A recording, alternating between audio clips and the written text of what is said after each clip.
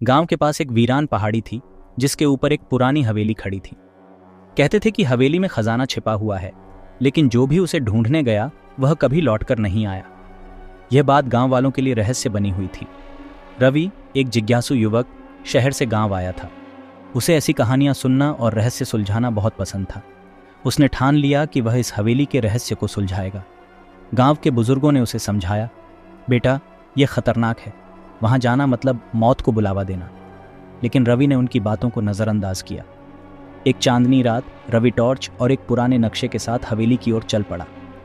जैसे जैसे वह पहाड़ी पर चढ़ता गया, हवा ठंडी और भयावह होती गई। हवेली के पास पहुंचते ही उसने महसूस किया कि कोई उसे देख रहा है।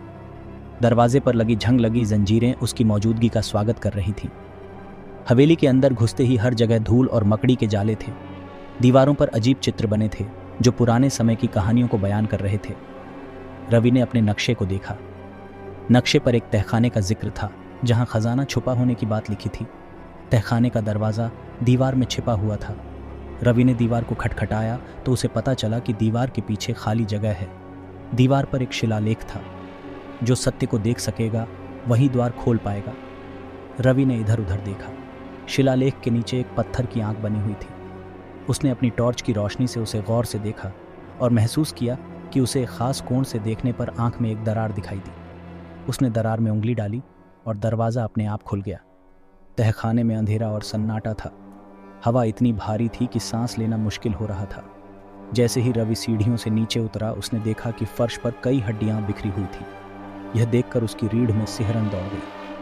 अचानक एक धीमी आवाज़ आई, तुम यहाँ क्यों आए हो?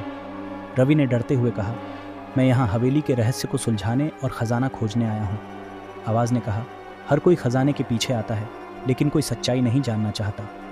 अगर तुम सच्चाई जानने का साहस रखते हो तो आगे बढ़ो। रवि ने देखा कि आगे 3 दरवाजे थे। हर दरवाजे पर अलग अलग प्रतीक बने हुए थे। एक पर तलवार, दूसरे पर एक किताब और तीसरे पर एक दिल।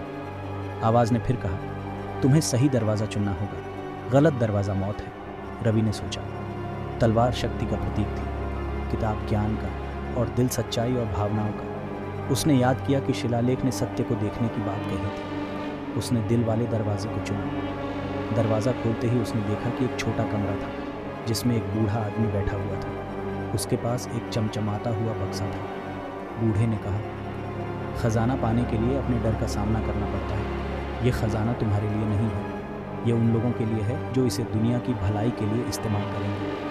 क्या तुम वादा कर सकते हो कि इसे सही तरीके से इस्तेमाल करोगे? रवि ने सिर झुकाकर वादा किया। बूढ़े ने बक्सा उसे दे दिया और कहा, यह खजाना तुम्हारी बुद्धिमानी और साहस का इनाम है। अब इसे सही जगह पर इस्तेमाल करना। रवि ने बक्सा खोला जिसमें सुनहरे सिक्के और बेशकीमती रत्न थे।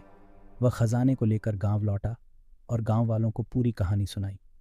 उसने खजाने का इस्तेमाल गांव के विकास के लिए किया, स्कूल बनवाए,